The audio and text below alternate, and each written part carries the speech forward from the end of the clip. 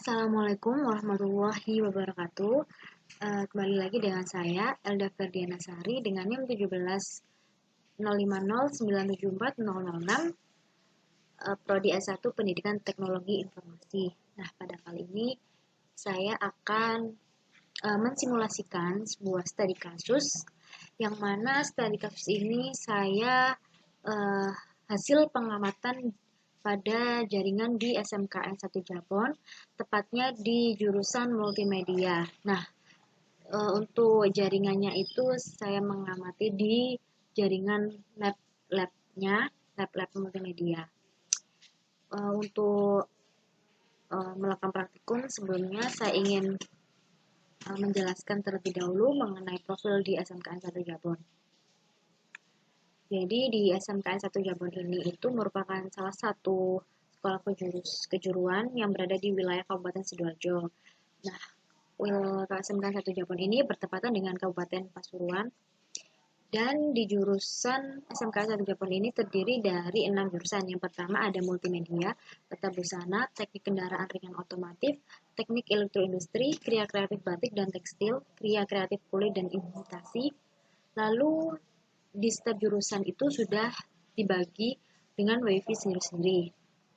Nah, tentunya dalam sistem pembelajaran di sana itu sangat membutuhkan suatu perangkat pendukung untuk mempermudah proses pembelajaran berlangsung. Nah, salah satunya itu yaitu layanan jaringan wireless atau biasa disebut dengan WiFi.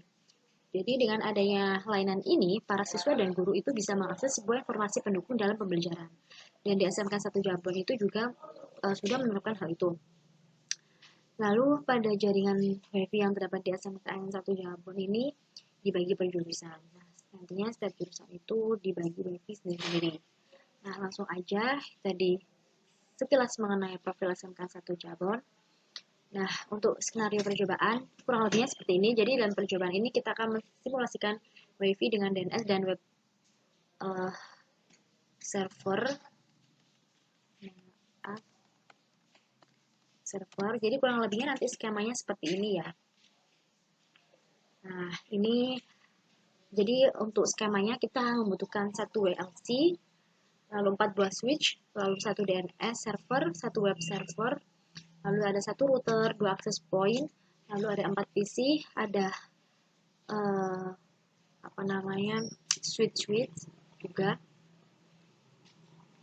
Nah, di sini kita langsung aja mulai langkah percobaan dan pengujian.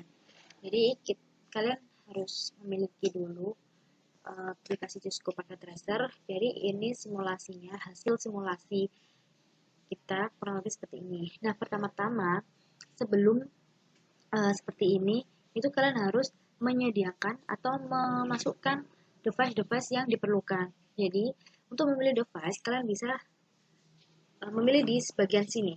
Nah, kalian misal butuh PC berapa, atau smartphone-nya ada berapa, servernya, switch, router, WLC, dan lain-lain. Nah, kalian pilih di sini. Nah, kalau sudah, kalian bisa langsung aja di-drag di tampilan ini. Nah, contohnya seperti ini ya, teman-teman. Nah, karena kita sudah ada, jadi kita hapus. Saya mencontohkan kurang lebihnya seperti itu, di-drag. Nah, setelah sudah semuanya sudah di-drag device-nya, kalian bisa saling menyambungkan seperti ini, kabel-kabel seperti ini. Nah, itu kalian bisa pilih ini. Nah, untuk koneksinya kalian pilih ini. Nah, terserah bisa yang bagian ini, bisa ini, tapi kalau saya ini. Jadi kalian sambung antara perangkat satu dengan yang lainnya.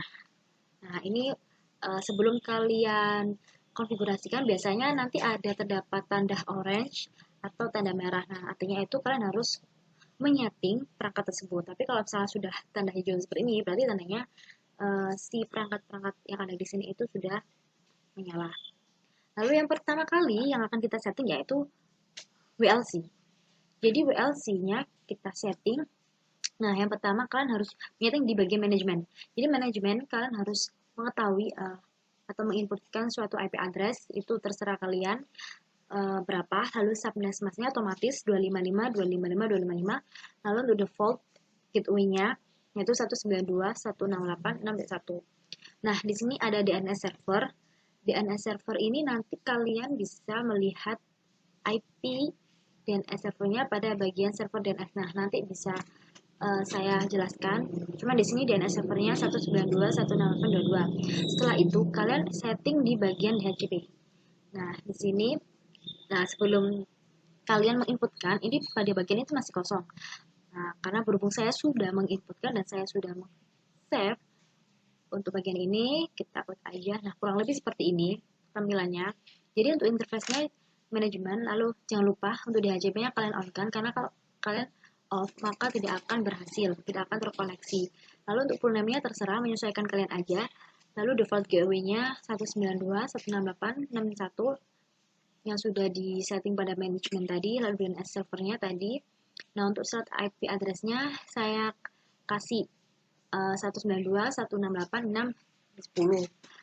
Lalu untuk subnet mask-nya udah otomatis ya 255.255. Untuk maximum number of user itu saya kasih 15. Jadi di sini itu maksudnya jumlah maksimal klien yang mengakses VLC ini. Nah, ini saya 15, terserah kalian bisa 20, 50, 100 dan bisa juga lebih tergantung kebutuhan kalian. Nah, untuk VLC address-nya tadi 192.168.6.11. Nah, itu jika sudah, nanti kalian bisa klik add. Nah, nanti bakalan ada di sini. Tapi jika kalian ada yang ingin perubahan, misal ini dirubah menjadi 20, nah kalian tinggal klik aja save. Nah, nanti otomatis dia akan berubah. Hasilnya seperti ini. Itu. Setelah itu kalian beralih ke wireless LAN. Nah, di sini untuk apa sih wireless LAN ini? Wireless LAN ini untuk mengelompokkan sebuah akses point. Nah, di sini tadi saya akses point-nya ada 2. Jadi, akses point saya itu ini switch 1 dan switch 2.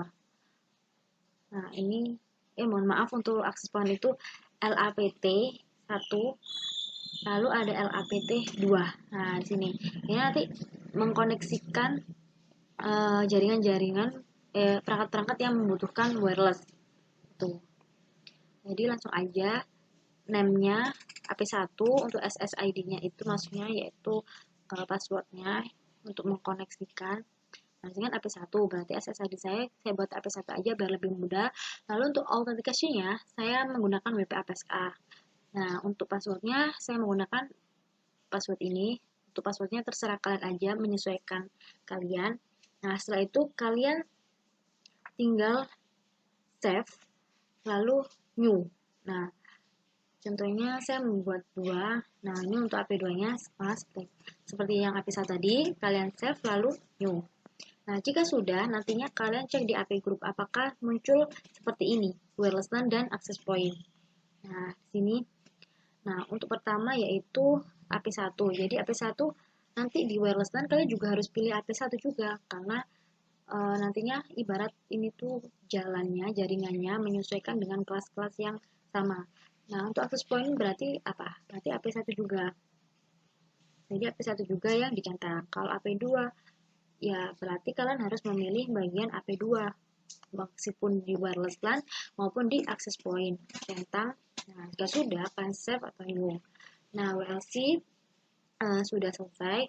Saatnya kita menyeting di router. Nah, routernya bisa langsung di router. Nah, kalian di sini ada interface yaitu ada fast ethernet 0 sama fast ethernet 1. Jadi fast ethernet 01 ini nantinya berupa gateway untuk bagian perangkat yang ada di bawah router. Nah, untuk fast ethernet 1 nantinya bagian untuk gateway di bagian atas router. Nah, untuk fast Ethernet 0 saya membuat IP address-nya 192.168.61. Untuk fast Ethernet 1 192.168.21.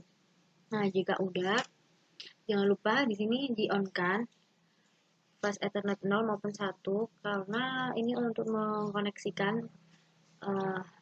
server DNS web server ke jaringan di bawahnya. Oke, jika sudah kita setting. Nah, pada bagian DNS kita lihat untuk gateway-nya tadi sama pada yang ada di router tadi, yaitu 192.168.2.1. Nah, karena DNS ini di bagian atas, maka menggunakan fast Ethernet 1. Lalu DNS servernya, ini alamatnya sendiri, yaitu 192.168.2.2. Nah, habis itu kita beralih ke desktop IP configuration. Nah, di sini kita tulis secara statik aja, jadi manual. IP address-nya tadi DNS sendiri yaitu 192.168.2.2. Lalu subnet mask-nya otomatis ya 255.255.255. Untuk default gateway-nya tadi khusus 192.168.2.1. Untuk DNS servernya 192.168.22. Jadi IP address-nya ini PLN sendiri dan DNS servernya juga sama. Nah, setelah itu kita beralih pada sama masih tetap di DNS. Jadi kita klik service. Nah, di sini ada kita pilih DNS. Nah, pada DNS ini kita membuat sebuah untuk web server nanti. Jadi kalian bisa menginputkan seperti ini ya, menyesuaikan kalian aja. Di sini untuk nama saya kasih nama uas.com, tipenya record. Untuk addressnya ini address pada alamat IP web server ya. Jadi nanti ini kan dibutuhkan butuh web server. Nah, ini kalau yang www itu saya tipenya menggunakan cname, lalu hostname-nya uas.com. Nah, menyesuaikan kalian aja nanti apa, dan jangan lupa untuk DNS servernya kalian on kan ya, jangan sampai kalian off. Jika sudah, kita langsung beralih ke web server. Nah, pada web server itu kita setting terlebih dahulu gateway-nya. Nah, gateway-nya tadi 192.168.2.1 karena masih berada di atas router. Lalu DNS servernya tadi 192.168.2.2. Nah, kita lihat di desktop IP configuration-nya juga, kalau yang config udah static berarti di sini juga otomatis static manual. Jadi kalian menulis sendiri IP address dan lain-lain. Nah, IP address untuk web server sendiri atau alamat rumahnya sendiri itu 192.168.2.3. Nah, ini IP-nya sendiri, IP khusus web server. Lalu subnet mask-nya sama kayak tadi. Untuk default gateway-nya juga kalian ingat-ingat aja, dan DNS servernya juga kan 192.168.2.2. Nah, jika sudah, kalian klik service. Nah, lalu kalian pilih HTTP. Nah, untuk HTTP ini kalian pilih bagian bawah sendiri lalu edit. Nah, setelah itu kalian klik 2 kali. Nah, di sini ada sebuah script. Nah, nantinya di script ini itu akan berguna pada web browser. Nah, di sini kalian terserah mau mengedit bagian mana. Nah, ini saya sudah mengedit pada bagian sini, yaitu saya rubah menjadi selamat mengerjakan UAS. Nah, kalian bisa rubah sesuai kebutuhan. Setelah itu kalian bisa save. Nah, yes, jika sudah, kalian langsung aja. Nah, pada bagian atas sini kan sudah selesai kalian setting. Langsung aja pada bagian klien. Nah, di bawah-bawah sini, bawah router dan VLC, kita berlanjut pada PC. Nah, sebelum itu saya mau menjelaskan dulu. Nah, di sini kan ada switch. Nah, switch ini apa sih gunanya? Jadi, switch ini ibarat seperti penyambung antara perangkat satu dengan perangkat yang lain. Jadi, ibarat seperti kabel olor yang bisa menampung port-port atau perangkat-perangkat yang nantinya saling tersambung antara port atau perangkat ini dengan ini. Nah, ini gunanya switch. Tuh. Lalu kita langsung aja pada PC. Nah, pada PC ini itu sifatnya ada sambungan kabelnya, jadi beda sama kayak laptop, smartphone, tablet. Nah, karena mereka kan tidak membutuhkan kabel. Nah, karena berhubung di sini saya simulasinya di sebuah lab, nah pastinya kalau misal di lab pasti banyak komputer, dan komputer itu memang biasanya masih ada jaringan kabelnya kan. Nah, langsung aja kita klik PC-nya, lalu kita pilih config. Nah, kita pilih gateway-nya, kita pilih DHCP. Nah, nantinya bakal otomatis keluar gateway yang sudah kita setting sebelumnya, lalu DNS servernya. Nah, otomatis keluar. Lalu kita lihat juga desktop IP konfigurasinya. Nah, kita pilih juga otomatis DHCP bakalan keluar. Nah, bakalan keluar juga nih IP address buat si PC ini, yaitu 192.168.6.16. Nah, ini bedanya kalau statik tadi kan manual, kita yang menulis. Nah, kalau DHCP ini sudah otomatis keluar sendiri IP address dan lain-lain. Nah, untuk PC kurang lebihnya sama. Jadi meskipun PC sebelah juga gitu. Nah, kita klik config, nah kan otomatis dia keluar kan. Nah, IP address-nya juga masih tidak keluar. Jadi kayak gitu untuk PC1, PC11 maupun PC2 dan PC10 sih sebenarnya sama aja untuk menyettingnya seperti itu. Nah, untuk laptop sendiri itu sebelum kalian setting pada port 11 bagian sini itu kalian harus merubahnya terlebih dahulu. Jadi di sini ada power.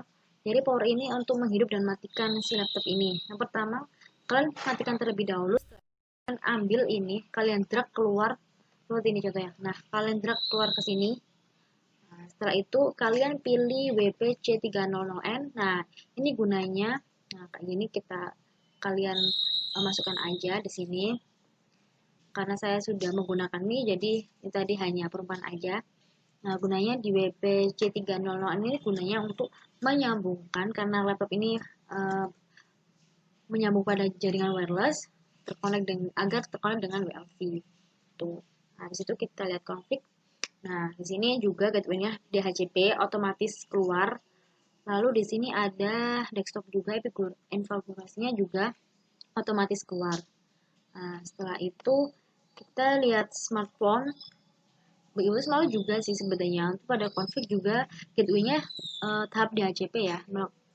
Berupa DHCP otomatis keluar IP, gateway, DNS, subnet mask-nya dan lain-lain.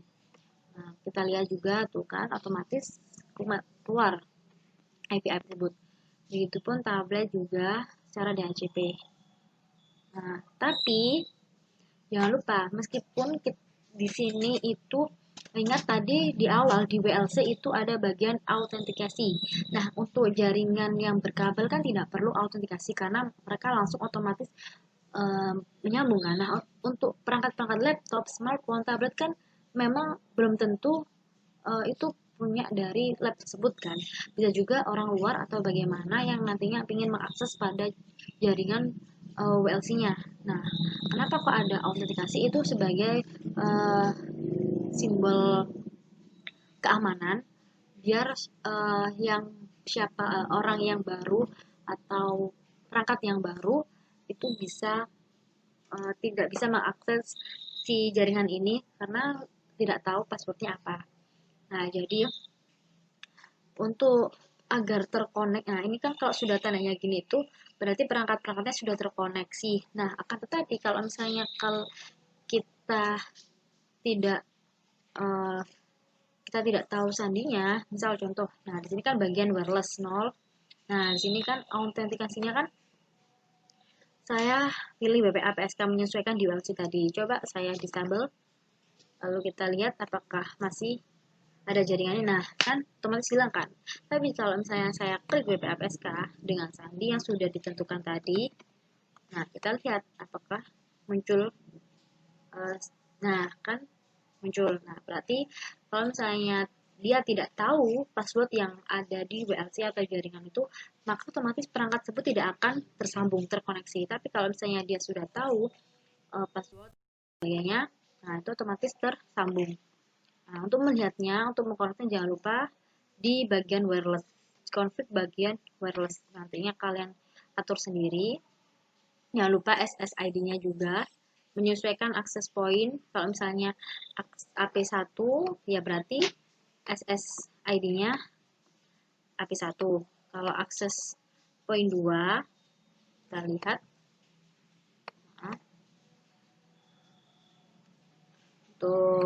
Nah, kita lihat wireless-nya. Nah, berarti SSID-nya AP2. Nah, itu aja cara untuk menyeting. Nah, saat ini kita akan mencoba apakah bisa. Misal kita pilih tablet 2. Kalau kita mau ngeping desktop, command prompt, Nah, ini tinggal sebentar, yang lain aja. Nah ya, ini aja. Start pelan-pelan. Nah, ping ke DNS coba ya.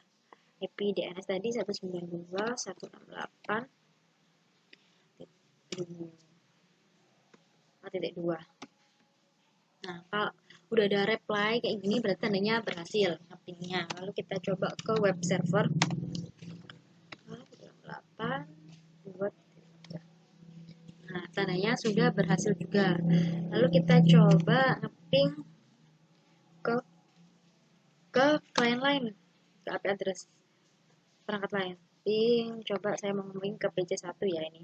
192.168.6.16. Nah, sudah berhasil reply. Kita coba lagi ngeping pada satu bagian di bagian yang sama yaitu lab MM2. Nah, kita akan ngeping smartphone 2. IP-nya ada ini. Nah, ini IP-nya.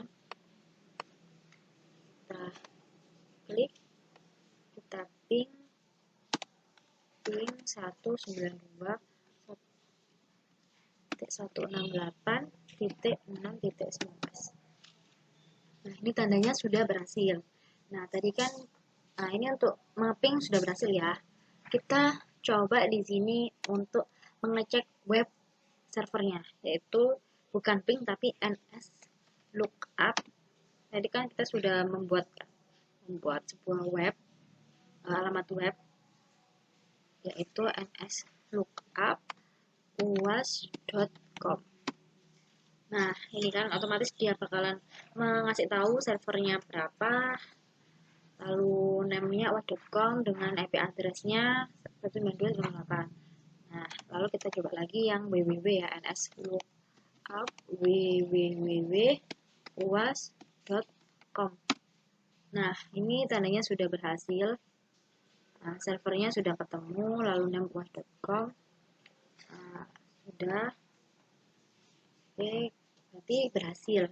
Nah, ada satu percobaan lagi di bagian tetap ya di web browsernya. Tadi kan di command prompt.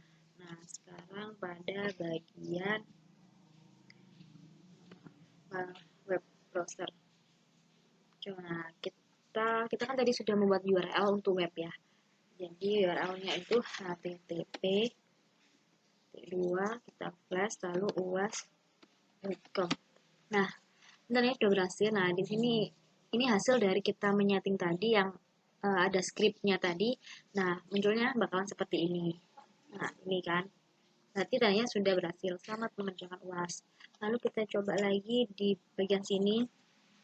Kita coba laptop 1 ke browser. Kita menggunakan ya www ya. http www.uas.com. Tadi kan pakai uas.com aja tanpa www. Nah, ini pakai www. Kita lihat. Nah, ini sudah berhasil. Berarti untuk simulasi praktikumnya yaitu jaringan pada lab multimedia di SMKN 1 Jabon itu sudah berhasil. Kurang lebihnya seperti ini. Namun untuk lebih jelasnya bisa juga lebih dari yang saya simulasikan ini karena ini hasil dari pengamatan saya. Jadi cukup sekian aja belajarnya. Semoga bermanfaat buat kalian semua. Semoga kita bisa bertemu di pertemuan berikutnya. Sampai jumpa lagi. Kurang lebihnya saya mohon maaf. Wassalamualaikum warahmatullahi wabarakatuh. Terima kasih.